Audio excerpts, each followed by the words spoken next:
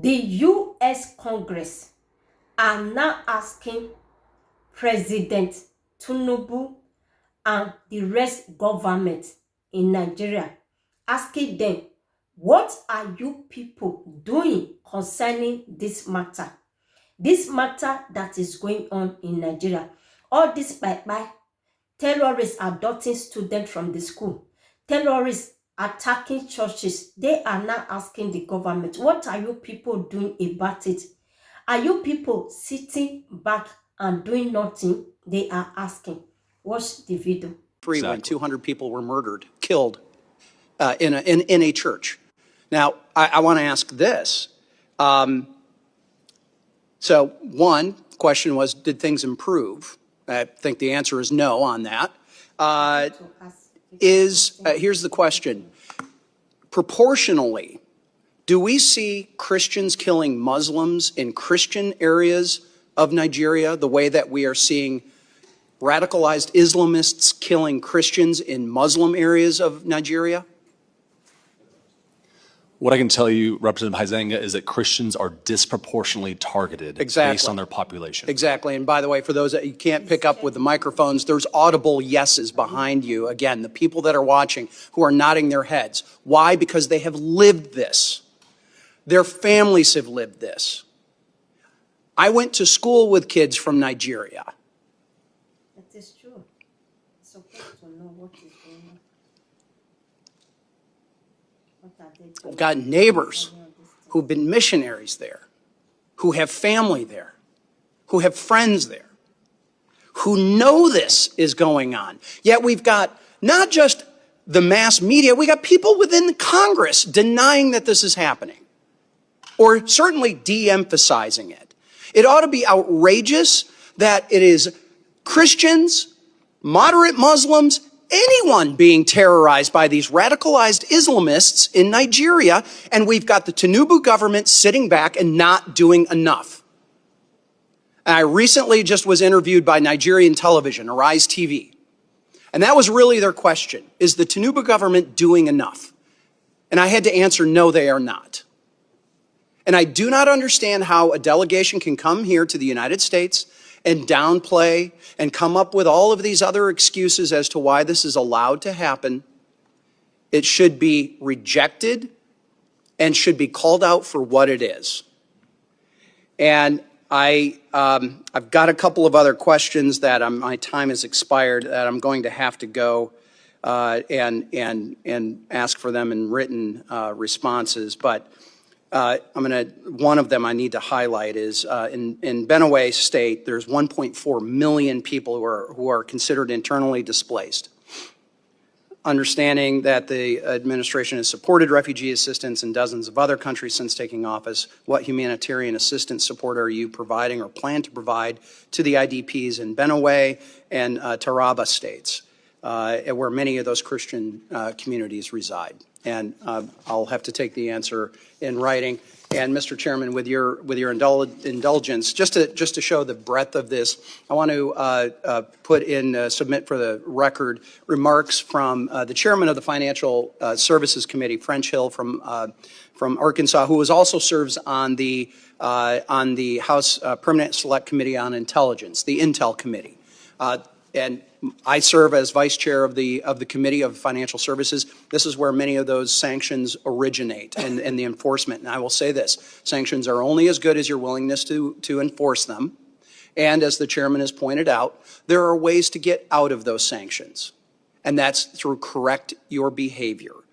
So with that, Mr. Chairman, I'd like to submit the letter. Thank you. And with that, I yield back. Chair, a survivor of the Yalwada massacre. She lost 5 of her children. The baby in her hands is her one remaining child. But she and so many others who were slaughtered that day, her family, we hear from them, we hear from her, the priest in the picture, that the horror is, the PTSD from that is just unthinkable. And so I just want to, it's a very short but very powerful video. Good afternoon, good evening. It depends on where you're watching us from. I am Reverend Father Philip Apple, the coordinator of the Foundation for Justice, Development and Peace, FJDP, of the Catholic Diocese of Makurdi, Benue State, here in Nigeria. I am here with one of the survivors of the Yelwater massacre of 13th of June 2025 here in Nigeria, where we lost over 200 lives in a single night. So she is here to be witness as one of the survivors of that grave attack. So we'll listen to her.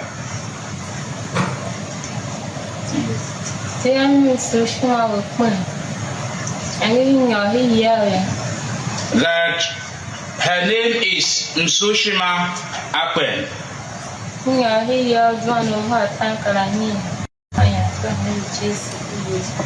That when they went into sleep that fateful night, around 9 p.m., the Fulani terrorists attacked them where they were sleeping. That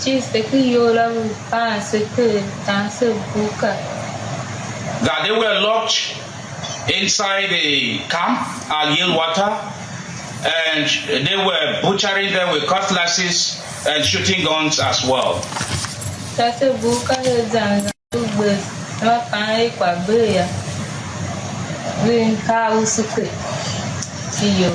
When they thought all had finished at some point in time, they poured petrol on the building, and most of the majority of them were set ablaze.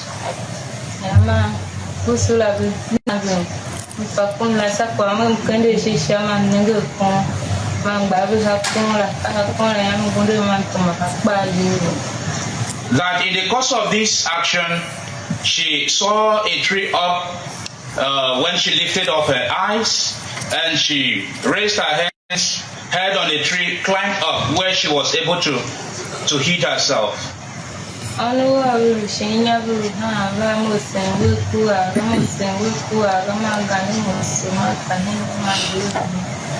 That her 5 children that she left below were crying, and in her presence they were being slaughtered by the terrorists. Testimony.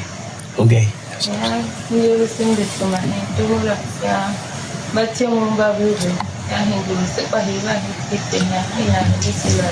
That she ran out into the bush at some point, and those who came for rescue would now bring her out of that place at some point, and she was able to witness the whole drama.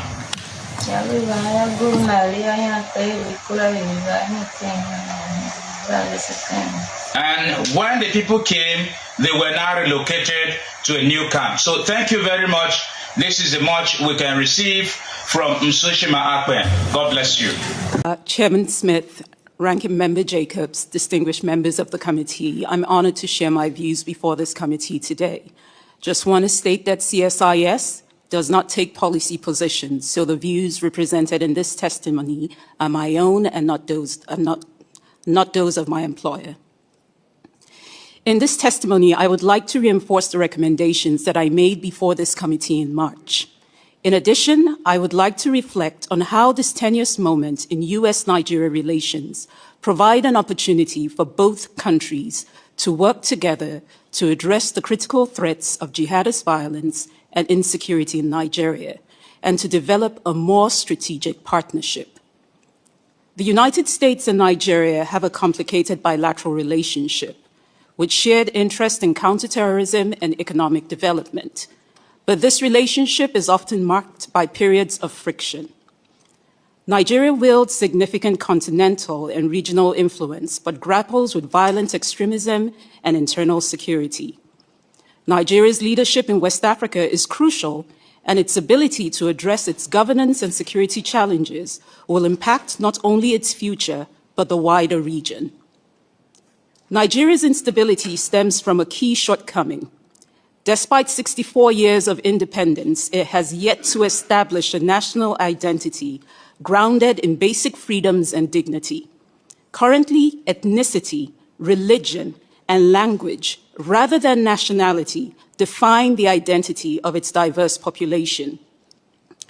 Understanding the violence in Nigeria requires looking beyond its apparent religious and ethnic motivations. For me, growing up in Jos Plateau State, I've witnessed the impacts of these ongoing conflicts on vibrant communities.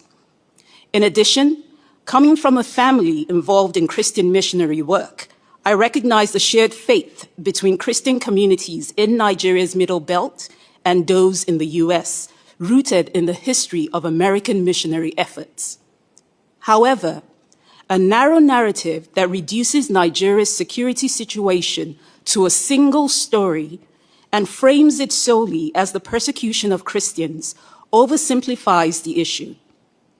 Religious and ethnic violence is driven more by governance failures and is worsened by hate speech and conspiracy theories rather than being just a singular conflict. Nigeria is facing multiple security crises due to religious extremism, banditry, criminality, resource competition, communal disputes, and separatist agitation. These issues are intertwined with history, poverty, and political contestation. The interplay between religion and politics in Nigeria is deep and complex. Leaders often romanticize the country's unity, but fail to foster it, as we saw in the divisive 2023 elections. As Nigeria approaches another national election in 2027, religion will once again continue to influence candidate selection, voter behavior, and campaign strategies. The Trump administration's claims that Nigeria is permitting targeted killings of Christians distracts from the broader issue of extremist violence and insecurity in the country.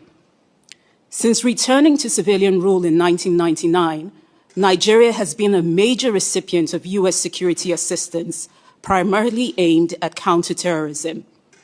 Despite this significant assistance, the extremist threat in Nigeria has... It just seems to make all the sense in the world to me. It's like, here we are. I mean, I understand we're not going to get like ISIS to lay their arms down. That's probably more of a kinetic option there that's going to result in their arms no longer being brought up in anger against Christians. But in any event, this seems to be something that, obviously, I'm not saying it's easy, but it is something that they should be doing, they should be looking at. And while I got just a couple seconds left, I would urge the Nigerian government to take a look at pardoning Sunday Jackson, who is an individual who was fighting for his own life, defending his life against one of these Fulani militants. That Fulani militant lost his life in that struggle, and now that person, Sunday Jackson, is facing the death penalty. Now, where's the justice in that? Where is the justice in that? And all these Fulani militants are breaking the law. They are breaking Nigerian law. And so this Sunday Jackson disarms this person with a knife, protects his own life. He's going to prison and now faces the death penalty. And Fulani militants just roaming bands of them with AK-47s, and that's no problem. You are so right about this question of prioritization. I know I'm over time, Mr. Chairman, but I appreciate the time. Thank you so much, Mr. Bohr, for your leadership, and do appreciate it very much. Mr. Stutzman. I appreciate the chairman's passion on this and his long work on Nigeria. I think it's a distortion to say that what we're trying to say is that there's nothing to see here. In fact, there is something to see here. There is very real conflict and violence that we need to address. I've been working on addressing conflict in Nigeria since 2013, 2014, when I was part of the counter Boko Haram strategy at the State Department. The violence impacting both Christian and Muslim communities is real, and the Nigerian government can and should do more to address it. I was horrified to learn of the killing of 2 people and the kidnapping of the pastor and a worshiper at a church in Kwara State. And this came only a few days after, as the chairman mentioned, criminal bandits kidnapped 25 girls in Kebbi State. But it is counterproductive to adopt oversimplistic narratives about the multiple complex overlapping security challenges and violence across the country. The victims in the Kebbi State kidnapping were all Muslim girls. So violence affects everyone, and false narratives perpetuate harmful stereotypes and motivate tensions and violence based on religious identity. Distorting what's happening into a solely religious narrative erases the real drivers of violence and makes it harder to implement effective solutions. And it can fuel violence against the very groups the Trump administration claims it wants to protect. That's why I'm alarmed by President Trump's rhetoric about this violence and threats to go into Nigeria, guns a-blazing, and to wipe out terrorists. We are already receiving reports of increased tensions between Christian and Muslim populations following this rhetoric.